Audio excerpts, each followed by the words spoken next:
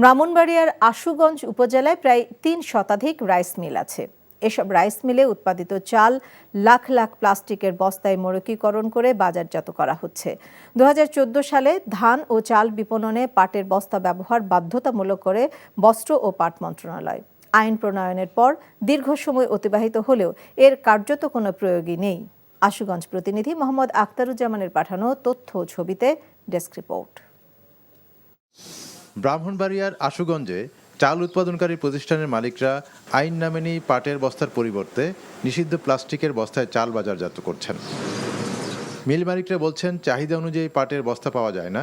তাছাড়া পাটের বস্তা ব্যবহার করলে 50 কেজির বস্তায় অতিরিক্ত 50 থেকে 60 টাকা গুনতে হয়। প্লাস্টিক বস্তাটা কিনতে ছিল 30 থেকে 35 টাকা, কিন্তু সালার বস্তা আমি কিনতে গেলে 95 টাকা থেকে ধরে 105 টাকা পর্যন্ত।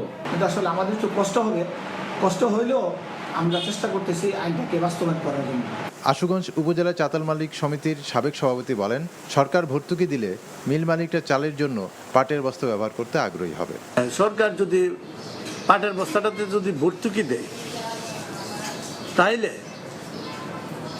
পাট এবং প্লাস্টিকের বস্তার মূল্য যদি এক হয়, তাইলে মনে করেন আমরা 100% পাটের বস্তা ব্যবহার করতে পারব।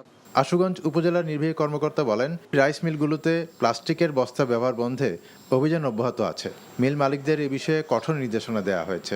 ইতিমধ্যে বেশ কয়েকটি অভিযান পরিচালনা করেছি। সেই অভিযানে যাদের মধ্যে যে প্লাস্টিক বস্তা ব্যবহারের প্রবণতা খুবই বেশি ছিল এবং আমরা পাটের বস্তা ব্যবহার পাইনি, তাদেরকে আমরা আইনের আওতায় এনেছি। মিল মালিকদের প্লাস্টিকের বস্তার পরিবর্তে পাটের বস্তা ব্যবহারে উৎসাহিত করতে সরকার সময়োপযোগী পদক্ষেপ নেবে, সে আশা করছেন সবাই। NTV news desk. আপনার কি কোনো জব এক্সপেরিয়েন্স আছে? তোর চাকরি দেখার আমার কপালে নেই। আমি চেষ্টা করছি, হচ্ছে না, এটা আমার দোষ। টাকা হলে মানুষের অবস্থান পরিবর্তন হয়, কিন্তু রুচির না। এমন ছেলের কাছে বিয়ে হলে যে কোনো মেয়ের আর্থিক নিশ্চয়তা থাকবে। টাকা পয়সা কি সব? আর একটা প্রাইভেট চাকরি করে তো সরকারি চাকরির জন্য চেষ্টা করা যায়। বেসরকারি চাকরি করতে গেলেও টাকা লাগে, লিঙ্ক লাগে, যেটা কোনোটাই আমাদের নেই। জীবনটাকে সবসময় সহজভাবে দেখবে। অর্থ মূল্য ছাড়া কোনো কাজের কোনো মূল্য কেউ দিতে চায় না।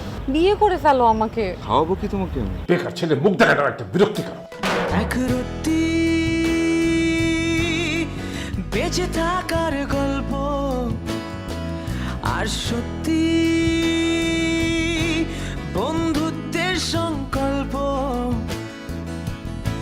সেটা অল্প অল্প করে বদলে যাচ্ছে। গল্প